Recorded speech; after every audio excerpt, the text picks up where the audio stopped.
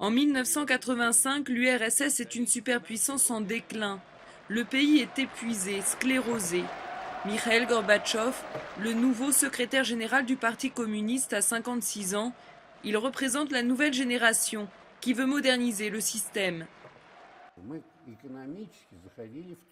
Nous étions dans l'impasse, notamment en ce qui concerne la course aux armements. On est allé au-delà de nos forces. L'idée a commencé à germer qu'une reconstruction économique était nécessaire. Gorbatchev lance alors la perestroïka, une libéralisation de l'économie et de la politique dans le cadre du régime communiste. Il permet la critique du système. En Europe de l'Est, les pays satellites commencent à s'émanciper. En 1989, le mur de Berlin tombe et Moscou laisse faire. Gorbatchev a donné à nos troupes l'ordre de rester dans les casernes. Nos troupes sont donc restées dans les casernes. Gorbatchev avait apporté une nouvelle doctrine. Il considérait que les peuples devaient pouvoir disposer d'eux-mêmes. Ce vent de liberté déborde vite des pays satellites et atteint l'Union soviétique. Le Caucase se rebelle contre Moscou, les pays baltes suivent, la Lituanie déclare son indépendance. Cette fois, l'intégrité de l'URSS est menacée. En janvier 1991, Moscou intervient, l'armée tire sur les manifestants.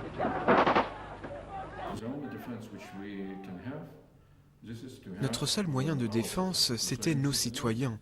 Les citoyens lituaniens étaient très préoccupés par notre indépendance et ils pouvaient ensemble défendre nos principaux bâtiments. Des centaines de milliers de personnes se sont rassemblées autour de notre tour de télévision. Ils n'avaient pas peur. 14 d'entre eux sont morts.